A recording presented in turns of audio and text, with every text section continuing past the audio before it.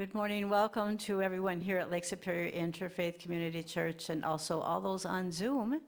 And for those on Zoom, if you please mute yourself as usual, and I appreciate that. I would like to say thank you to Robert Aho for speaking today. It's going to be a wonderful talk. And so now I'd like to say this little prayer of gratitude. Say thank you, Mother, Father, God, for bringing us all together. As we come together, we open our hearts in gratitude for the space, for opportunity for friendship, and our connection to Spirit. And with this, we say thank you. All right. Now I'd like us to sing Let There Be Peace on Earth. Thank you.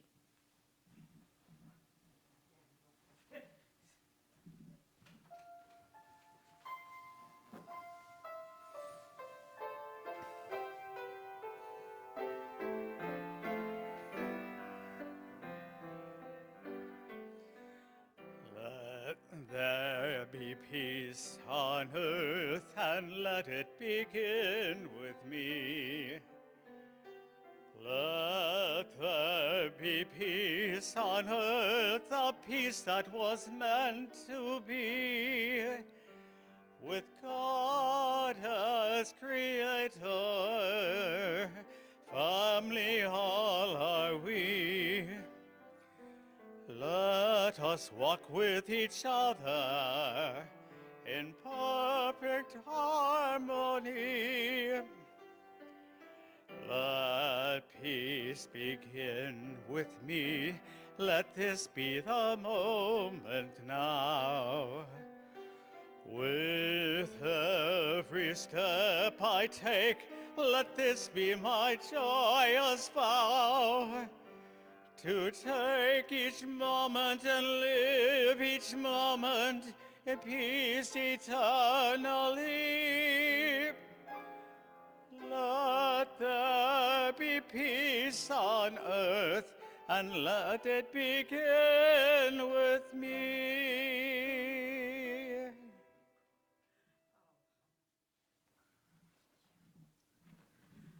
Oh, thank you, Michael. I would like to read the statement of intent. It's on your card there too, I believe. So, we continue to be fortunate to have a variety of speakers for Sunday services, and by using guest speakers, we gain wisdom from all those who share. This is a church community where we can worship the God of our own understanding, to experience joy and be uplifted, to gain strength and inspiration we can share with others throughout the week. We invite you to join us in this celebration of life, to nourish your spirit, and to enjoy the community of kindred souls.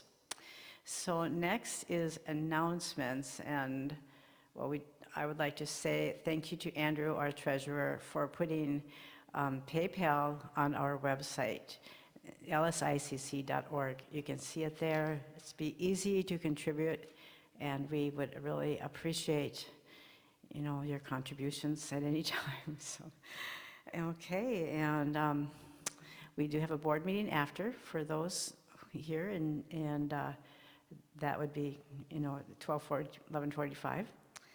Yeah, and if there's any prayer requests from anybody, and anybody could even put it in the bowl, their name, and okay. I would like to, right now, to say the principles, what's on the card in front of you, that we believe in infinite intelligence, and we believe that the phenomena of nature, both physical and spiritual, are the expression of infinite intelligence. We affirm that a correct understanding of such expression and living in accordance therewith constitute true religion. We affirm that the existence of identity of the individual continue after the change called death. We believe in our universal connection in spirit, and that there is communication between the spiritual and physical worlds. We believe that the highest morality is contained in the golden rule: whatsoever you would that others should do unto you, do also unto them. And we affirm the moral responsibility of individuals, and that we make our own happiness or unhappiness as we obey or disobey nature's physical and spiritual laws.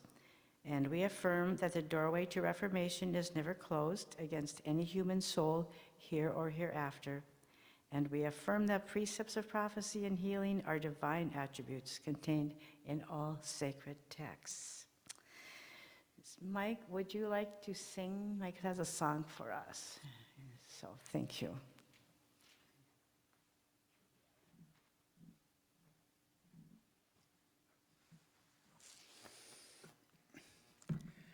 So, our speaker's theme today is love, and this is one of the songs from the Catholic hymnal.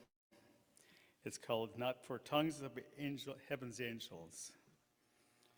Not for tongues of heaven's angels, not for wisdom to discern, not for faith that masters mountains, for this better gift we earn.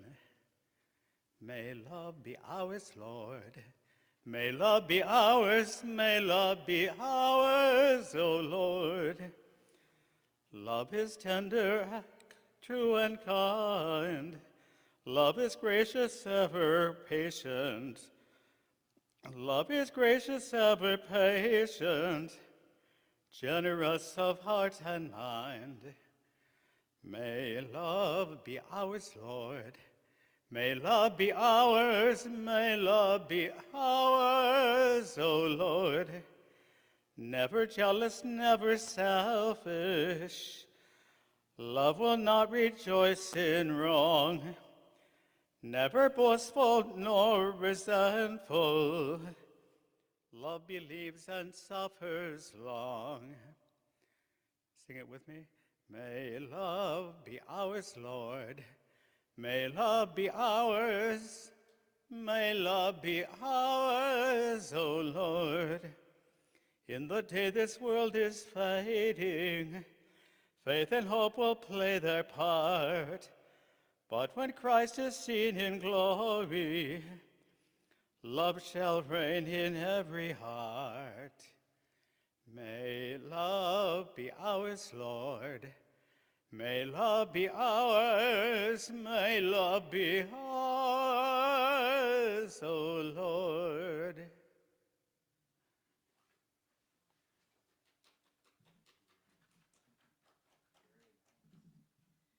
Thank you, Michael. I'd like to invite Robert Aho to come up now. Thank you very much.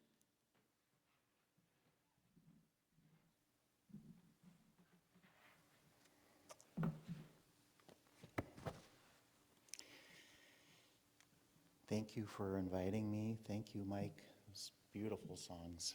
Beautiful song. Thank you. Okay, so just adjust this. So my talk today is the key to everything, which is love and compassion with the wish to awaken, which is called, also known as bodhicitta. And so I'll begin with a song here, or with a poem. Oh, sorry.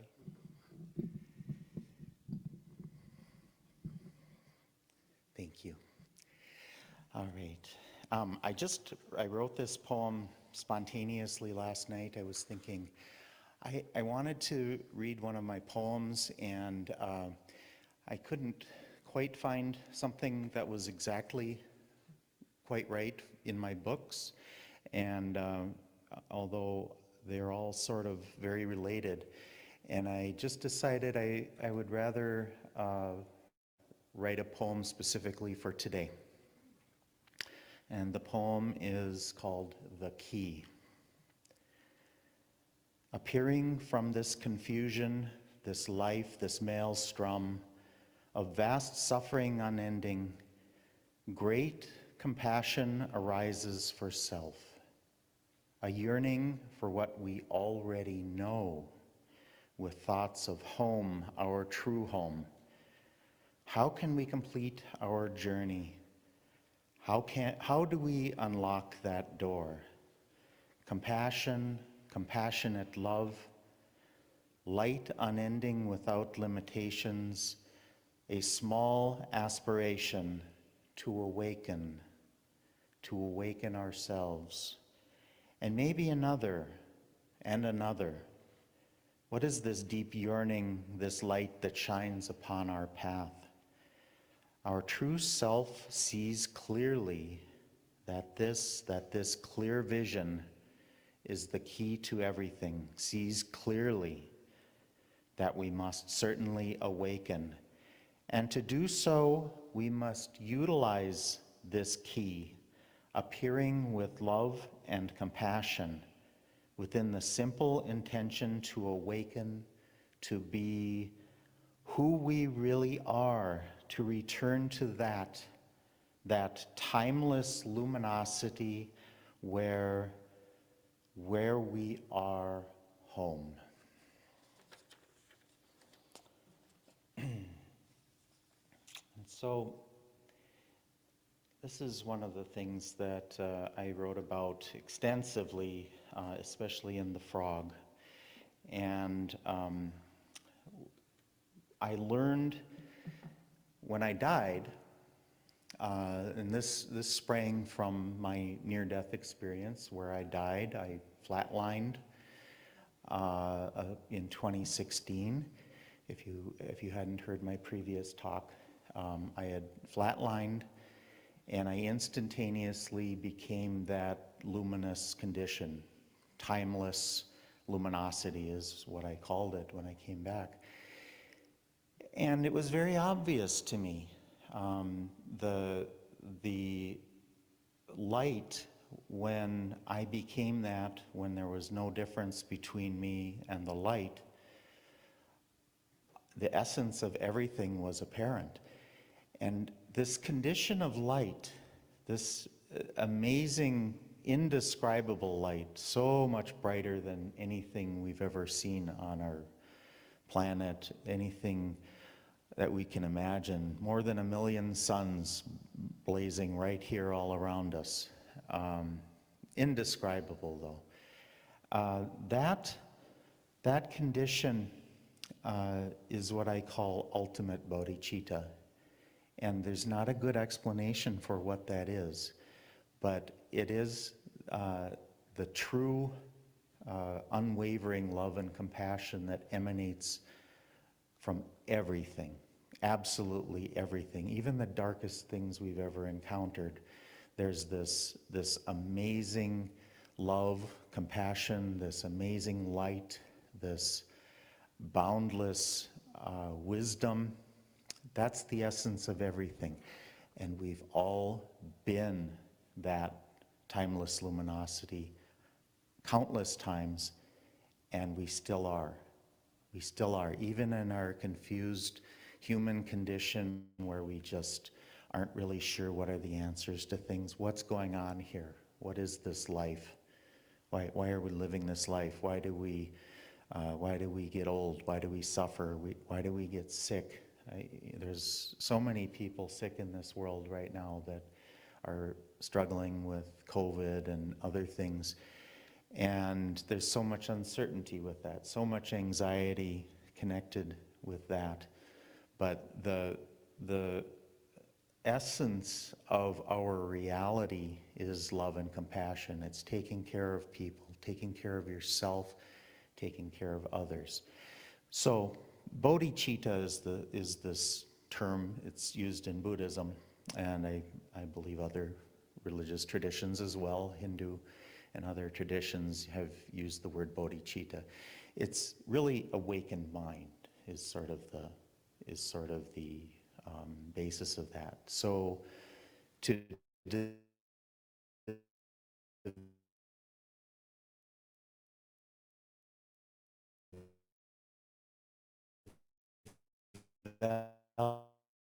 with love and compassion.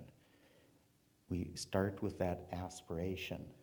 And it has to start with yourself. No matter what your spiritual path is, it has to start with yourself. Now, you might ask, okay, that sounds like it's a Buddhist principle. Well, it's really the only thing that Christ taught. It's really the only thing that all the great masters through time have taught is this love and compassion. central to everybody's spiritual path is this desire to awaken. If you're on a spiritual path, which I believe everybody is, why are you there? Why are you on this path? What's the purpose of that? So we're trying to discover what's true, right? That's a spiritual path. We're trying to live in a way that is true. That's a spiritual path. So when we have this spiritual path, we are really, that's the basis of what a spiritual path is awakening. Awakening is discovering ultimate truth. It's a path towards becoming what we ultimately already are. It's not even a path of trying to change ourselves. It's a path of discovery of what's already here. And that's at the essence of every spiritual path. If you really look inwardly, if you really contemplate just what's going on here, you realize that any spiritual path is always about love and compassion and awakening to what we don't really understand clearly because we've been asleep. We haven't been able to find that essence, that inner essence of being, that reality that is indescribable. Sometimes we see this reality in our dreams. So in our dreams, we're very open, and we do far better on our spiritual path when we're dreaming, actually, because of that. And it makes total sense to us when we're dreaming. But then we wake up in the morning and we can't remember why did you think that? What was that all about? And it's partly because our day begins with, oh, I have to do this and this and this, and that makes me angry, and that makes me sad, and this makes me happy, and all this clutter. So, even in our dream state, we find that we have these very powerful,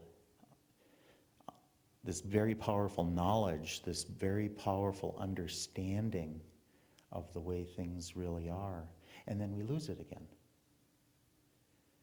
So it's the same way when we meditate.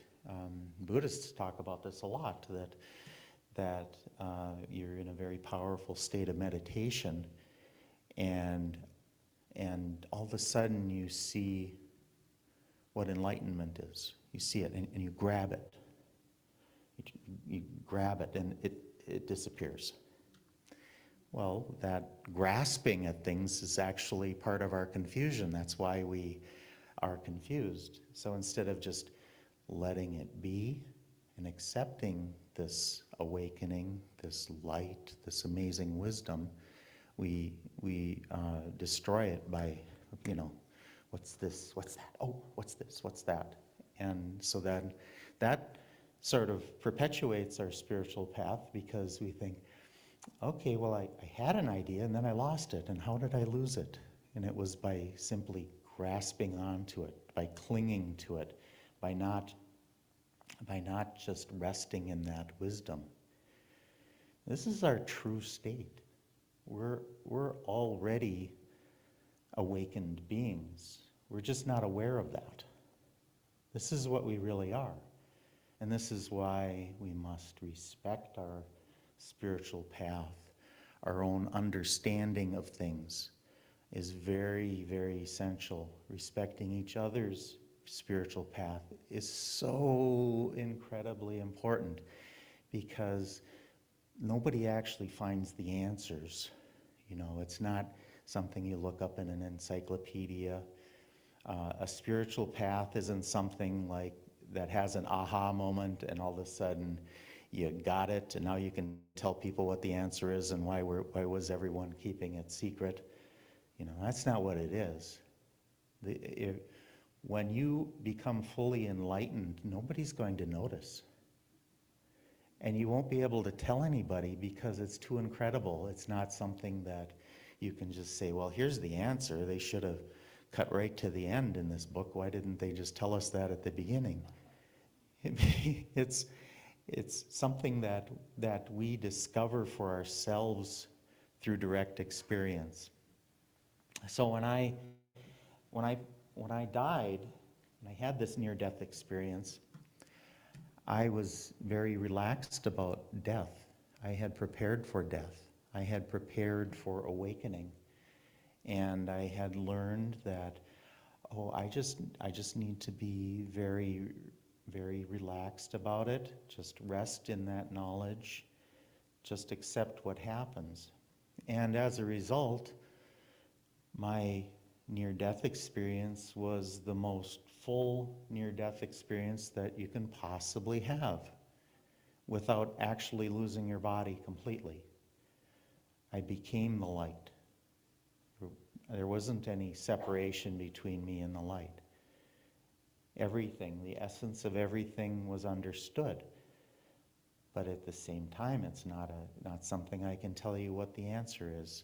So when I say something like the key to everything is bodhicitta, love and compassion with the desire to awaken, that's really saying respect your spiritual path and keep in mind at all times about what this light really is when you are on a spiritual path. If you can do that, your spiritual path will be 1,000 times, 1,000,000 times more effective, because now you're keeping your eye on the ball. You're paying attention to what the essence is. The essence of this, Christ spoke about this. This is the Beatitudes. It's about having love and compassion for yourself and others. It's living altruistically. Avalokiteshvara, the great bodhisattva. Now, a bodhisattva is somebody who lives with love and compassion at all times. He devoted himself to constantly cultivating this love and compassion. And so, especially in Tibetan Buddhism, there's people hang paintings of Avalokiteshvara on their walls. I have one at my house. They pray prayers that are all about love and compassion and awakening through love and compassion, and it's so powerful.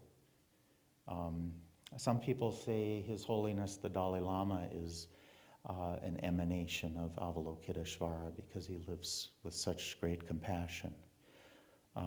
Today we're mourning the loss of the great Master Thich Nhat Hanh. Now there's a living example of somebody who lived with love and compassion, completely altruistically. For him, it didn't matter if he was in danger. He was going to protest war. He was going to try to save people. It was everything for everyone. And the power of that life is such that it's resonating around the planet right now. Everybody is in tears and mourning him, or I should say everybody who knew about him.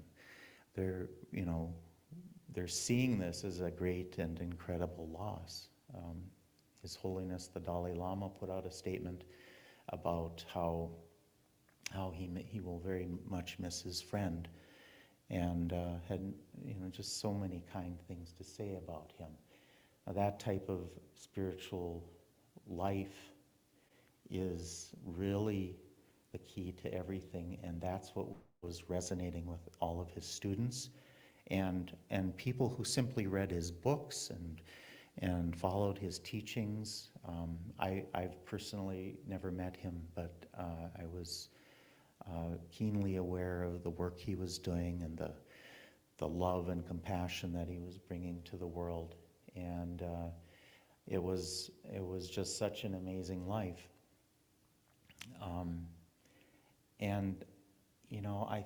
I think on when we lose someone like that, we don't truly lose them, because they're leaving that teaching of love and compassion behind as a legacy to all whoever encountered that and as well, all who encounter his students and this legacy that they carry with him, all the people who learned from him.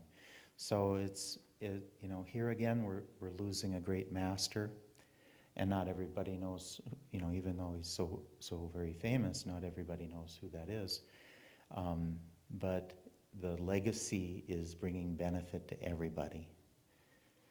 So I do want to do a little a meditation. Let's see, what time are we today? And the basis of this is how to cultivate bodhicitta. And bodhicitta there's three aspects to bodhicitta. So there's the aspiration of bodhicitta, which is simply you would like to awaken. This happens before a person can renounce the world even. This is something where you are having love and compassion for your own existence.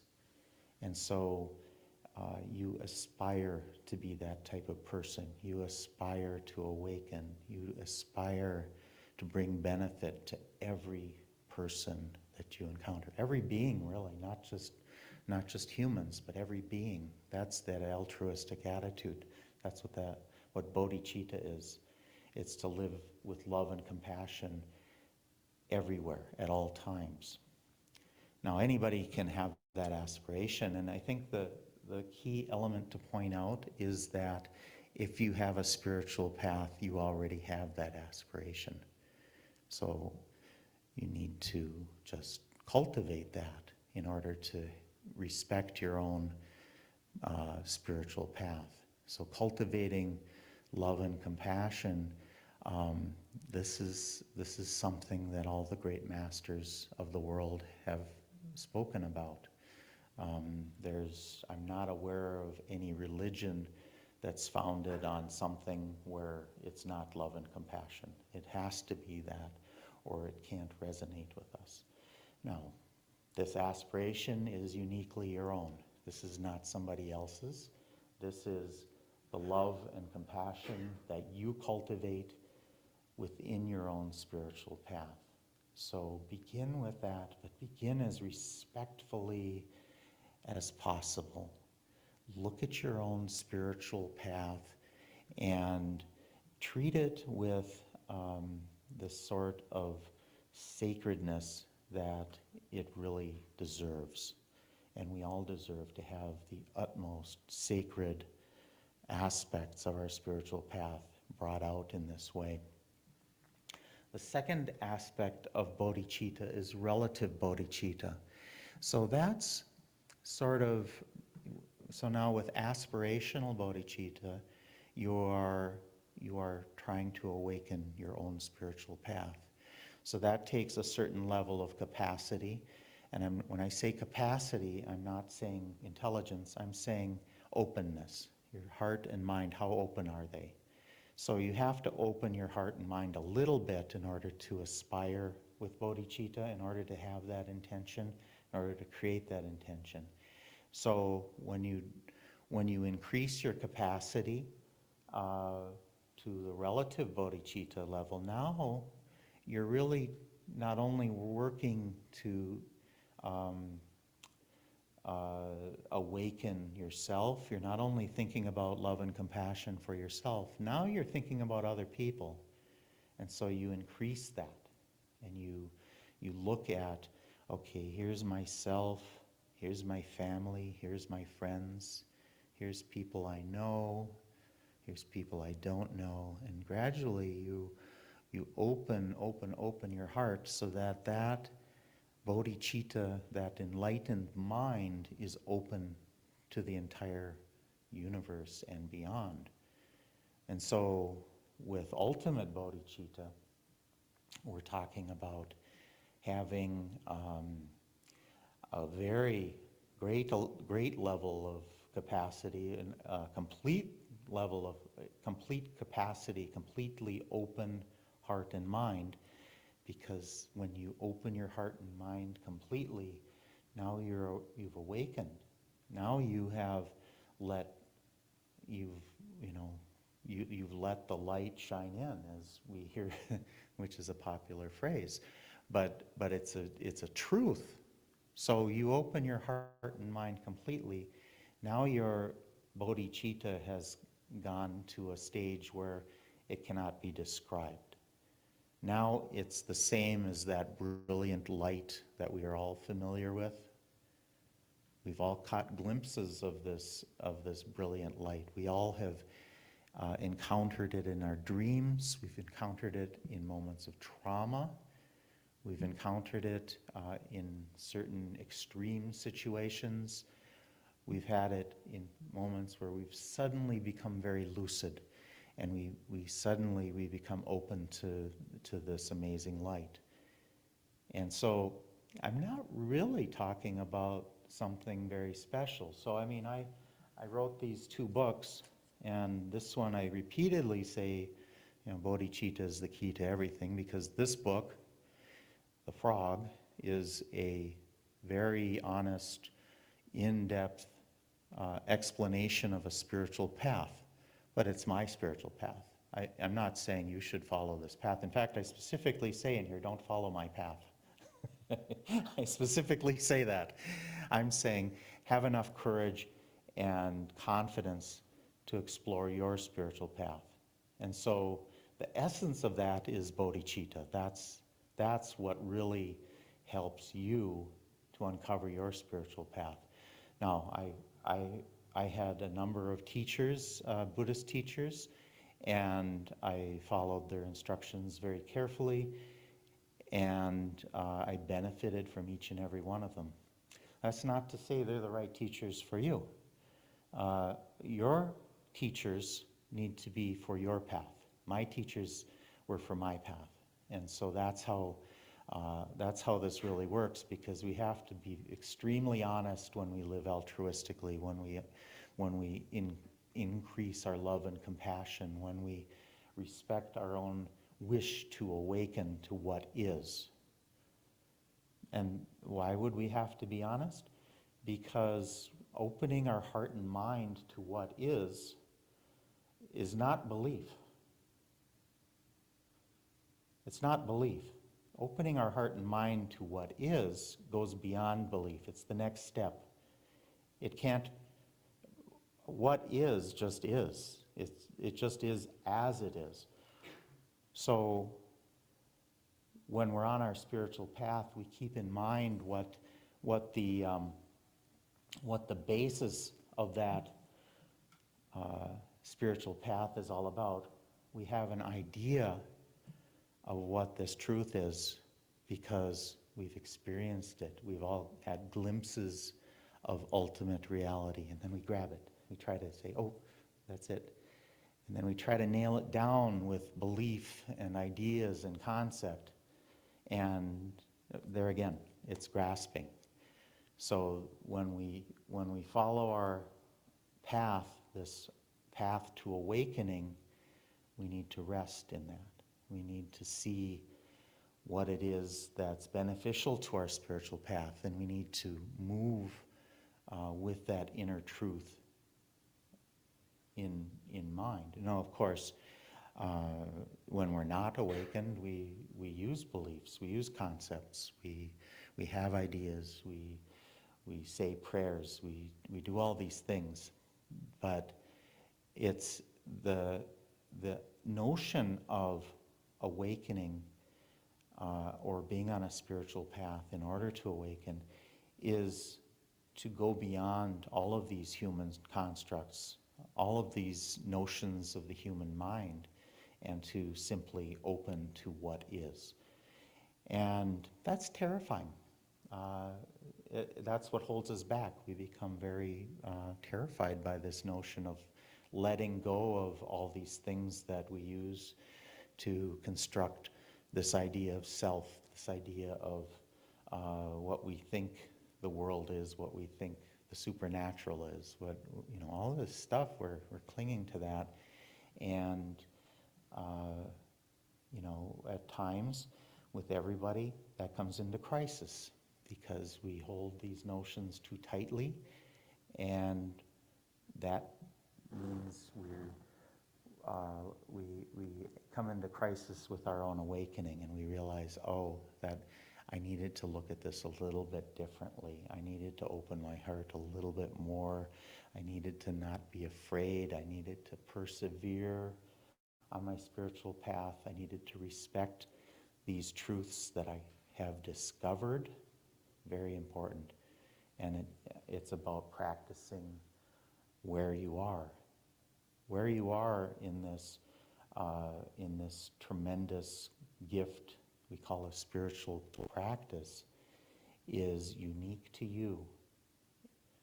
What you discover is something that is unique to you, because even to understand something it's seeing it in your own way. It's seeing it from a relative point of view, which is, why we use the word relative bodhicitta, because it's from your point of view, you looking at other beings and trying to benefit them. So relative reality is anything conceptual, anything that's thought or belief or any kind of notion or idea. That's relative reality. Ultimate reality is beyond all of that. That's ultimate reality is something that we're not used to understanding. We're not used to relaxing enough to be able to see that. So this is something that I would say, don't take my word for it. Spend time meditating and try to see that for yourself, because that's part of the discovery of our spiritual path. And so we do need to respect that a tremendous amount. Let's see, is that time here? Okay, so with this practice, this is we'll be cultivating bodhicitta. So first, when you start to meditate, always begin with good intention. So we want to start our meditation with bodhicitta.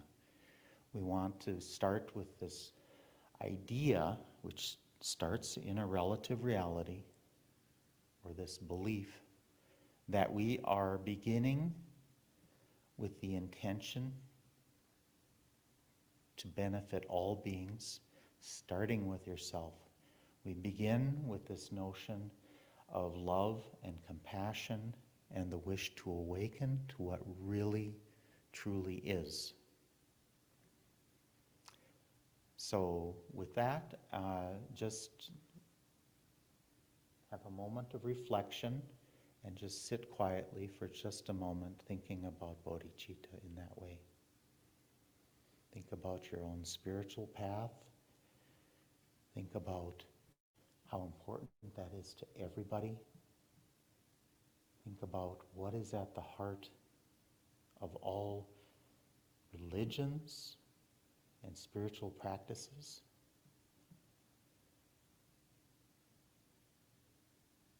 Just feel that intention.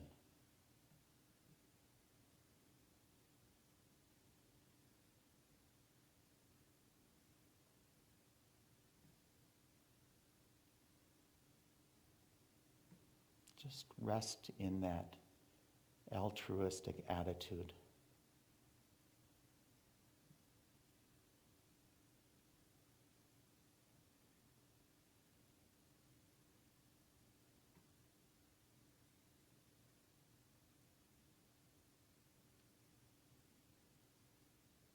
It should feel a little bit like you're becoming illuminated inwardly. So look at that inward illumination.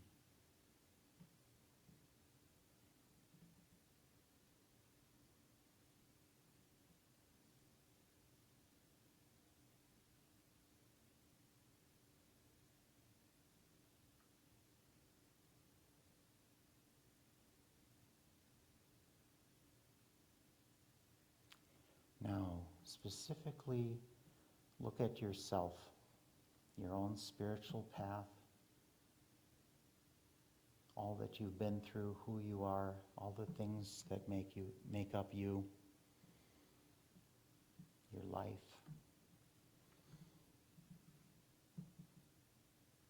Look at that. Just look at it very honestly. Don't let anything disturb you. Don't feel guilty about anything. Don't feel proud of anything. Just look at it. Just see that appearance that you call self.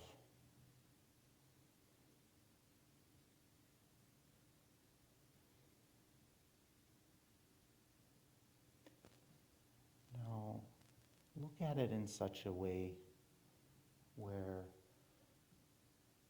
you are cultivating bodhicitta, love, compassion, and awakening. You deserve to awaken, and you can awaken anytime you want. This is for everyone. There's nobody standing in your way. Your own awakening is right here. It's at hand. Just look at that. Cultivate bodhicitta. It should feel like warmth radiating from your center, right from the center of your heart. Don't look at it in a way that's in your head. It's in your heart, right in your heart center. This is where that energy is. And just let that light shine. Just cultivate that altruistic intention. You deserve to awaken. You deserve the utmost respect in your own spiritual path. Just cultivate that. Okay, now increase that a little bit. Increase that to the people sitting near you in this room.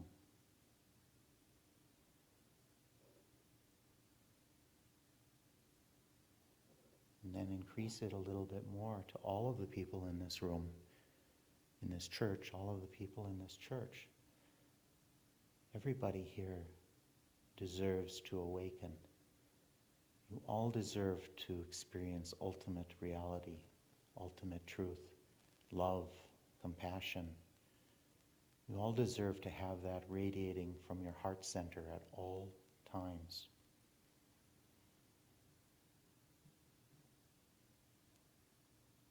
Focus on that.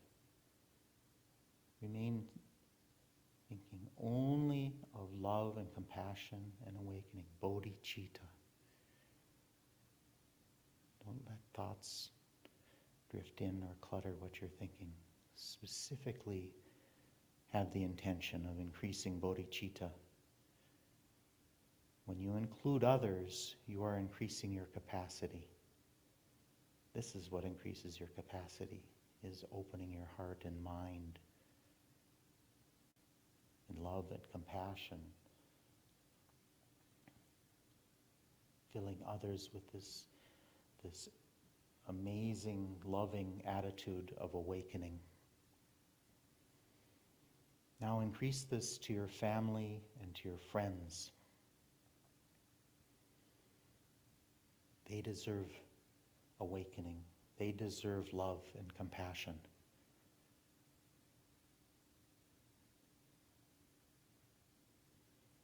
Really feel this in your heart center, but feel your heart opening. And that light is shining from within you, increasing this bodhicitta mind, this enlightened mind, increasing it for others.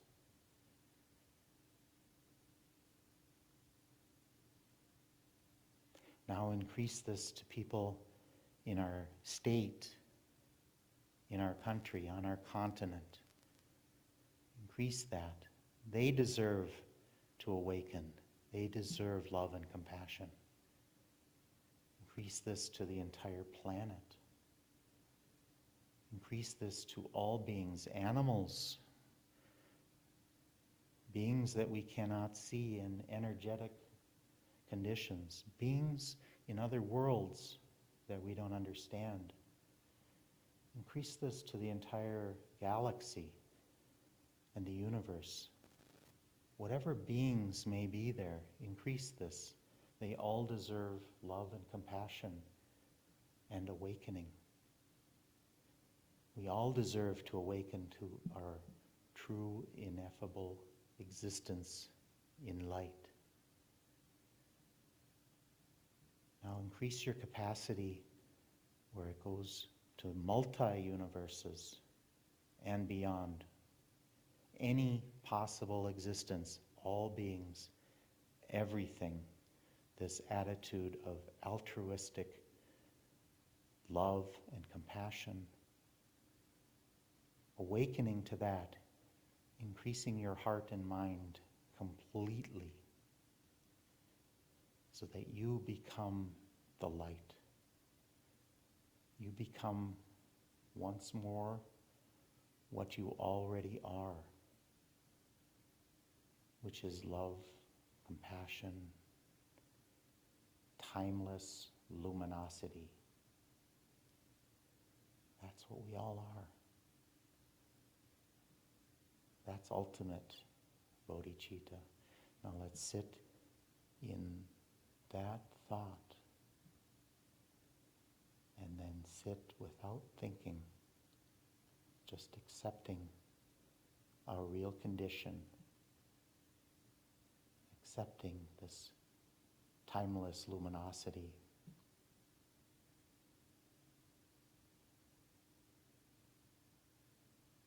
Just feel that energy. Experience that ultimate light, that indescribable presence.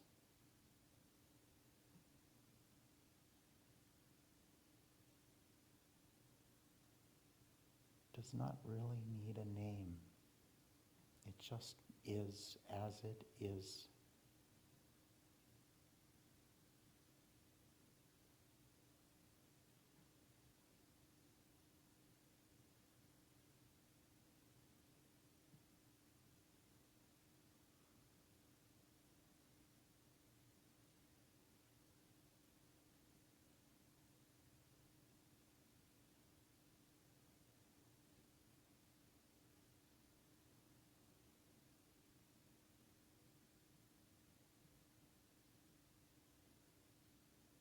Okay. So we should dedicate the merit. I'll just sing the song that I sing every day. It's something that my root teacher taught to me, and there are 6 syllables within this song. This song that are considered very sacred. So that's a whole other topic, which is called awakening through sound. So the importance of sound and song should not be underestimated. This brings about a joyfulness in our heart, and it awakens us as well. So really paying attention to those sounds, these words of love and compassion, they are very important. And they're not specifically about the words themselves. They're about the awakening that they can bring. So I'll sing this dedication.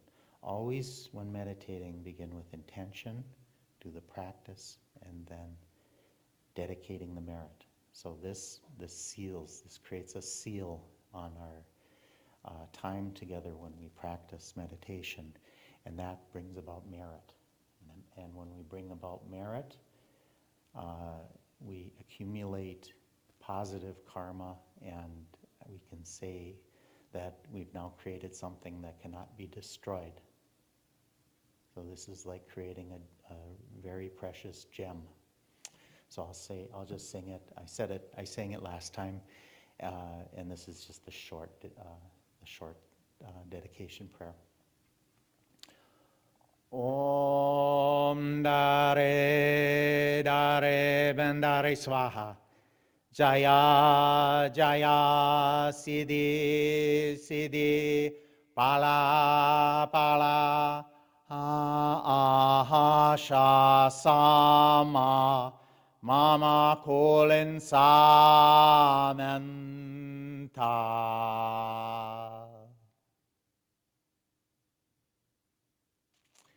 Thank you very much.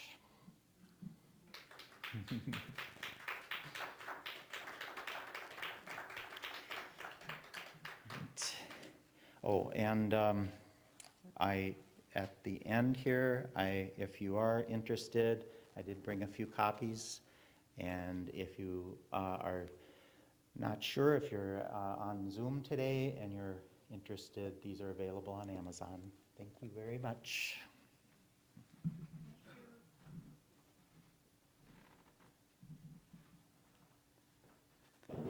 Robert, thank you so much. That was beautiful. How do you do this? Okay. I would like to ask someone to bring up the baskets, please, for offering. And then we'll sing number 74, In the Silence. And if you'd like to accompany.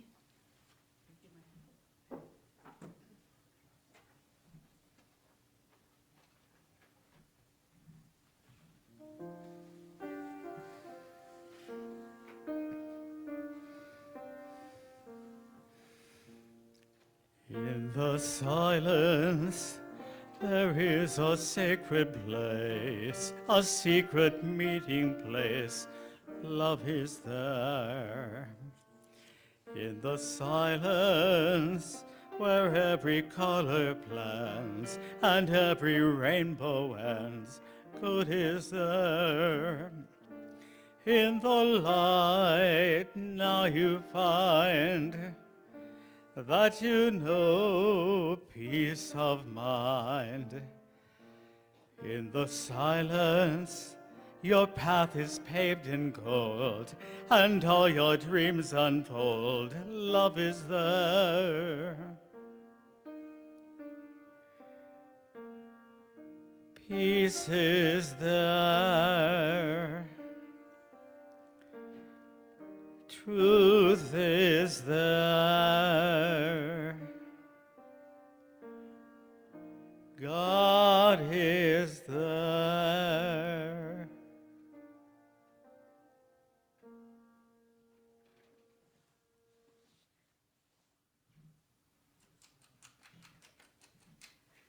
Thank you so much, Michael.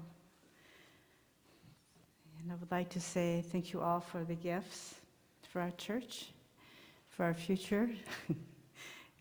And I'll just want to remind you again, we do have PayPal set up on our website. And I'm just really excited, and I just thank Andrew again for being able to do this. Hey, Mike, would you like to sing another song? Of course.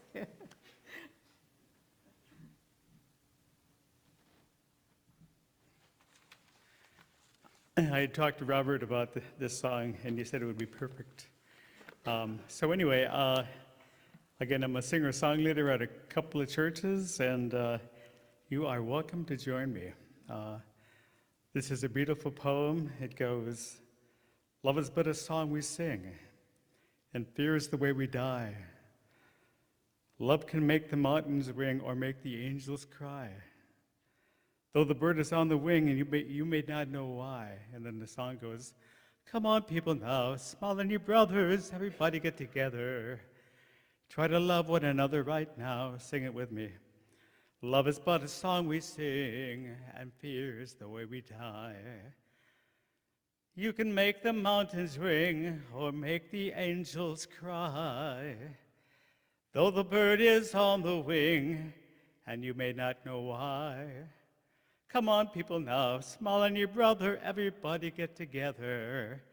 Try to love one another right now. Some may come and some may go, but we shall surely pass.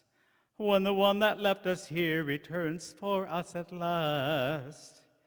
We are but a moment's sunlight fading in the grass. Come on, people now, smile on your brother, everybody get together, try to love one another right now. Come on, people now, smile on your brother, everybody get together, try to love one another right now. If you hear the song I sing, then you will understand. Listen, you hold the key to love and fear, all in your trembling hands. Just one key unlocks them both, and it's there at your command. Come on, people now, smile on your brother, everybody get together, try to love one another right now.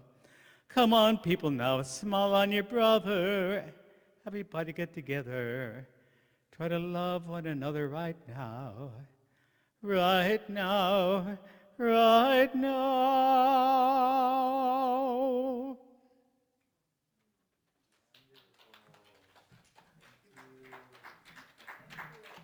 Oh, thank you, Mike. What a beautiful morning. I would like to see what's next. Do the church affirmation here. And we totally accept the belief that God is in charge of the affairs and direction of LSICC. And we know that as our thoughts of trust and joyful anticipation join in harmony with the thoughts of all the members of this fellowship, we attract the right ministerial leadership to our spiritual community, and we are grateful. Hey, Sue, would you have any announcements? I think you do. I just thought you're here. Please. Thank you.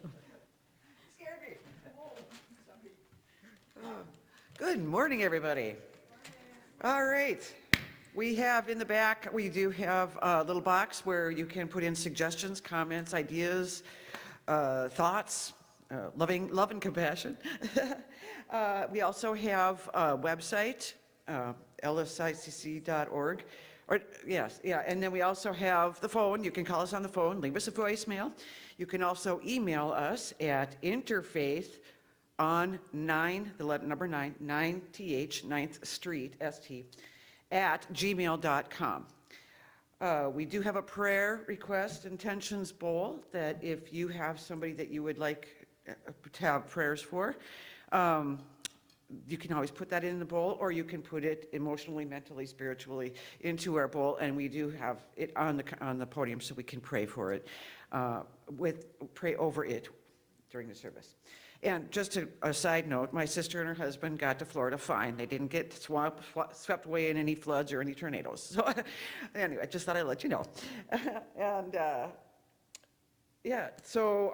who we have next week is our Unity service. It is to be determined yet. We have hopefully Rick Yeomans will be in Duluth, and hopefully he will have some time to speak for us on Sunday. It all depends on his schedule. So let's pray and make that happen for us. If you've missed this, if you miss us a bunch and want to see this again, you can always go to YouTube. We have our services recorded so that you can go to YouTube, find out what's been going on at church. So keep up with us that way. We also have our website, and we are on Facebook, so look us up. We do have coffee downstairs. We have coffee downstairs, so come join us downstairs for some conversation and coffee at a nice social distance. Yep, we do have a board meeting after the service today, so if you want to congregate downstairs a little bit, just we'll try to put our board meeting in a place where we aren't intrusive. So once our service Sunday a month is going to be a Unity service. That is the last Sunday of each month, and next Sunday is the last Sunday. Don't forget, we also have our Unity book group. We do study different books related to enhanced by the thoughts of being in part of Unity. If you're interested, it's 6 p.m. on Sunday evening, both on Zoom and in person. If you want to get in touch with one of us who goes to the groups, let us know if you're interested. And do we have any prayer requests today? Anyone on Zoom? All right, well, keep those prayer intentions in your heart, and we will pray over them, and we pray over them. Thank you. Thank you so much, Sue. I would like us to sing God Be With You Till We Meet Again. And that's 383. I think it's on, is it on the back? I can never remember. I think it's on the back.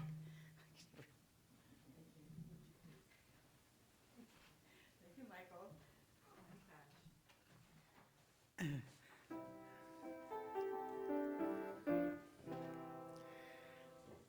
God be with you till we meet again.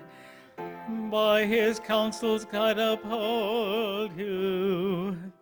On his love securely fold you. God be with you till we meet again. God be with you till we meet again. Beneath his wings protecting hide you. Daily manna still provide you. God be with you till we meet again.